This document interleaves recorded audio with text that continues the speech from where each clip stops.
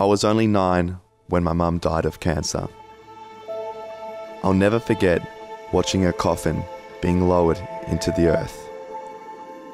Years later, I stepped onto the platform to deadlift 280 kilos at the Australian powerlifting titles.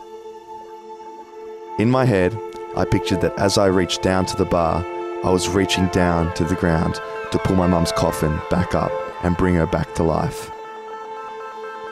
In that moment, my greatest pain became my source of power. This led me to become an obsessive athlete. At 17, I took a hit of LSD and had an introspective, psychotic episode. It was one of the most terrifying moments of my life, but it was the wake-up call I needed. I changed everything about my lifestyle, stopped binging on drugs, started eating well. This is when my training really took off.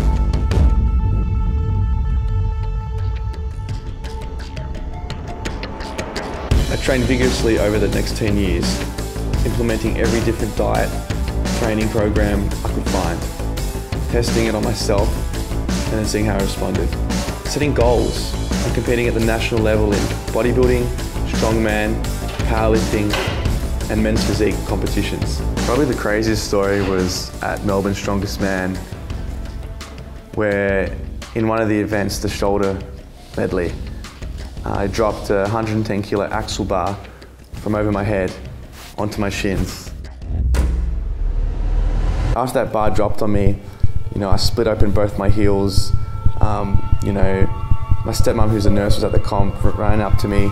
My boots are completely filled with blood. So I just got myself strapped up. People were saying, you're going to exit the comp, and I said, no, I'm going to push through this.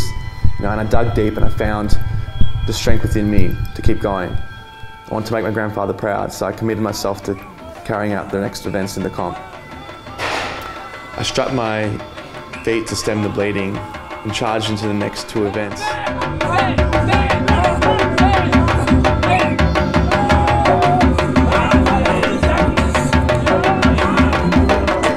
I ended up winning them convincingly and taking out the overall title of Melbourne's Strongest Man in the amateur division.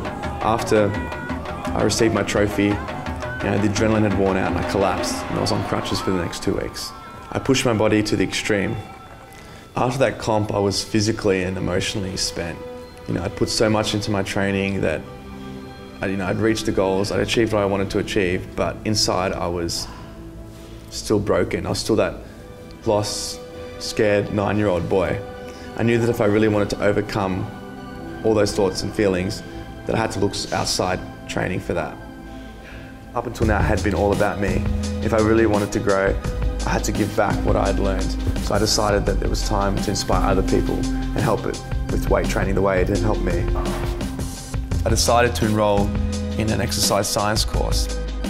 So I went to university and sat in lectures, and I was so disappointed with the irrelevant, not practical information I was being taught. It was all outdated by teachers that didn't even train themselves. And the lecturer was talking about hypertrophy and the fact that physiologically the body can only put on 3 kilos of muscle mass in a year without the use of steroids. And I'd never touched steroids, and I put up my hand and I said, I've put on 30 kilos of muscle in the last 6 years, and I've never touched a steroid. Sure, I've thought about it, been offered it, but it's just not for me. And he said, that's impossible. I left the next day and decided to compete in bodybuilding comps and do my own research, seek out the best trainers. I spent over $30,000 on coaches. I was trained with the best, 2 of which, one is Derek Poundstone, 3-time winner of America's Strongest Man and 2nd in the World's Strongest Man. Then the bodybuilder Chris Cormier, who competed in Mr. Olympia 10 times.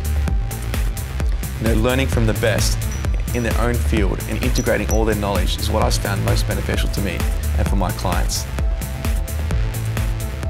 So one night I got a call from this lady. She was pretty distressed.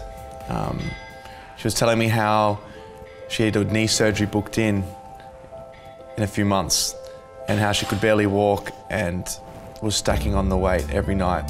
The GP told her she needs to see a trainer or she's health's in serious danger. I told her that, come down to the gym and we'll do whatever we can do. So we just started with basic upper body movements. I had to physically help her between equipment because she couldn't walk between it. As time passed, she started to lose weight. She started to be capable of doing more movements. Got to the point where we could train her whole body, doing full body squats and leg pressing over 230 kilos. She lost over 20 kilos in the next few months. And as the date of the operation approached, she realized that her pain had completely subsided, that she no longer needed to get it. Before we started training, she was suffering from really bad heart palpitations every day that really frightened her. And after a few months of training, they completely subsided.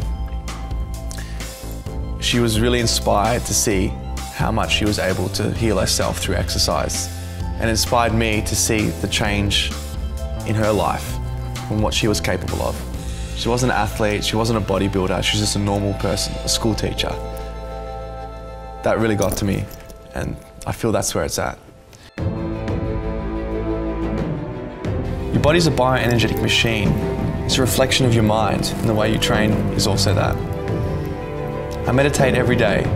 It supercharged my training and my recovery. I look around and I see so many disconnected people. They don't know who they are, or where they're going.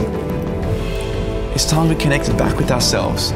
We're warriors. We're designed to go to battle.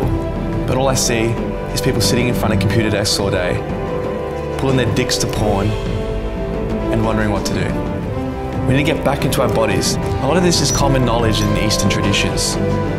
For thousands of years, people practicing martial arts have integrated all this into their training.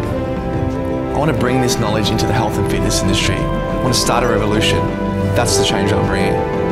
Sometimes in life, we want things to be comfortable, to know what the outcome will be. But it's only when we live with the uncertainty, embrace it, and love it, that we become the strongest we can be. Actions speak louder than words. Who do you want to be? What story do you want to tell? This is mine.